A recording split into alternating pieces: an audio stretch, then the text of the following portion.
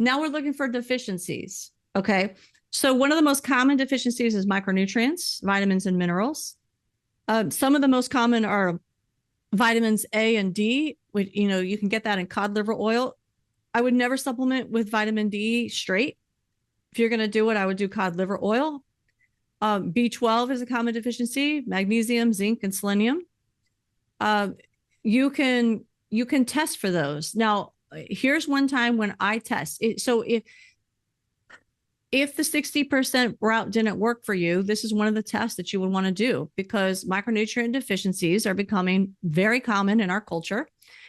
And if you just start guessing, you can actually create a secondary deficiency because certain nutrients outcompete. And Western medicine knows this. I was trained on this in my doctoral studies.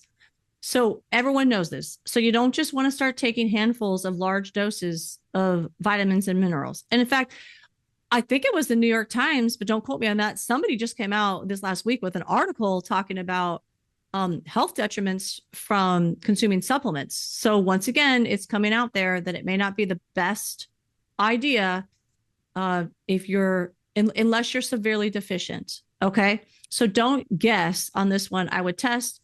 But if you want to take like cod liver oil, that seems to be, pretty universal that the body can accept that. And we can get into that later. And in another podcast, where we talk about the evolution of what he has shown me for, chronic and autoimmune illnesses. These tests, keep this in mind, these tests are all a manifestation of your consciousness. The test results. So your micronutrient status, for example, it's a manifestation of your consciousness. But we'll get into that later. And that's more of why I don't always rely on the tests. Okay, but let's put a pin in that and just planting a little seed on that. And then, of course, you need to see if you're deficient in any microbes. And again, you can choose to test for this, or you can choose to just start supporting your microbial health with diversity. So pre and probiotics, if you can tolerate fermented foods, rest, play, and laughter. Most of the time people go toward, I'm doing the pre and probiotics. I'm consuming all these fermented foods, and that's great if your body can handle that. But that's only a fraction of the equation of what builds a robust, healthy microbiome. Rest, play, and laughter are equally as important. And this comes in line with the stress management that we were talking about. Chronic stress will impede you from balancing your microbiome. Okay. Again, water and electrolytes are common deficiencies. You can also be deficient in other nutrients like CoQ10, glutamine, collagen, sunlight and darkness, which I consider nutrients. Those are big deficiencies in our culture. You could not be getting enough sleep. This is also big in our culture. When you heal, there is some kind of consensus. If you talk to people who have healed themselves, it usually requires around 10 hours of sleep and or rest per day. 10 hours. I mean, when was the last time that you got 10 hours of sleep and or rest in one day, right? But you have to prioritize it. Like healing, it becomes in a way a part-time job, because you have to prioritize rest and sleep and play. They are essential nutrients for healing. Another deficiency is lack of movement.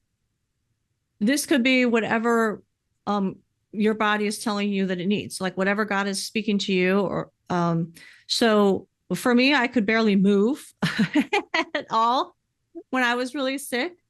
So it was bare minimum movements. Walking is a great form of exercise if someone's able to do that.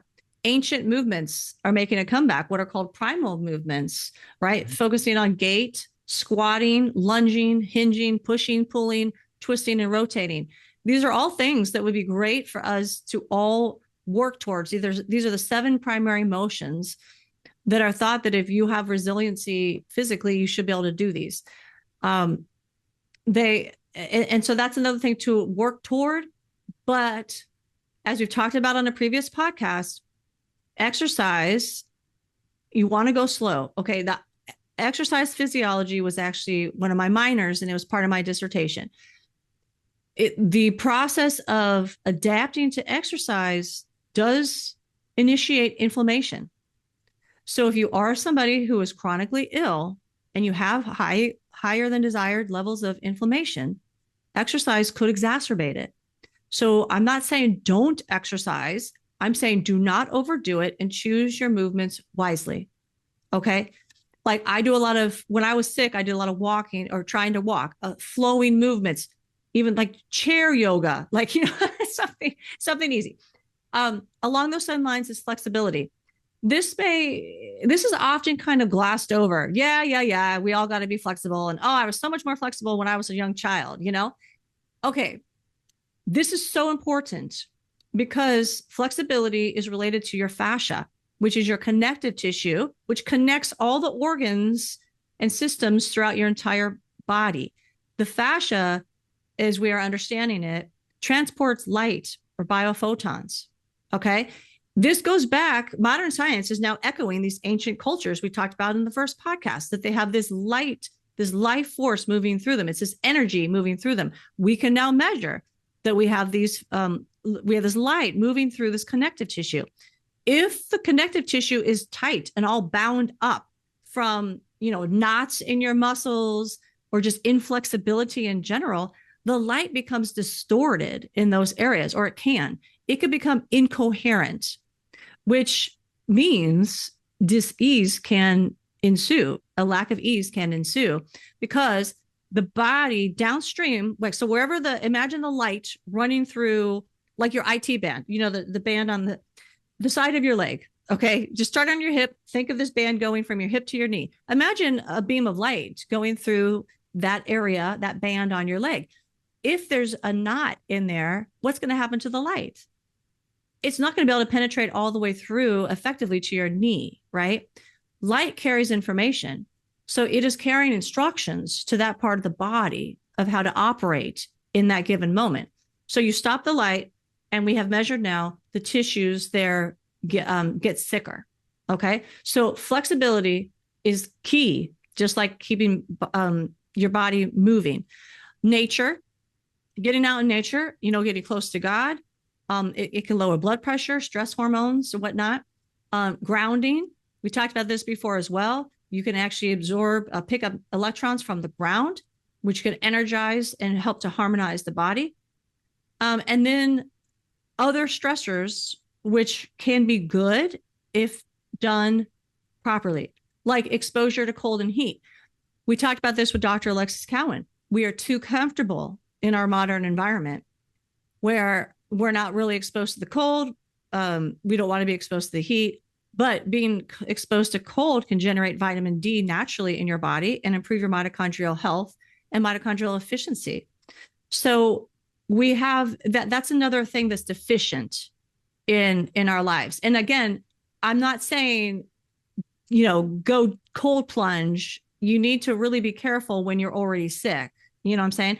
I'm just listing out, these are the things that God showed me as to all these areas in which we are we are far removed from the way our bodies were designed to operate.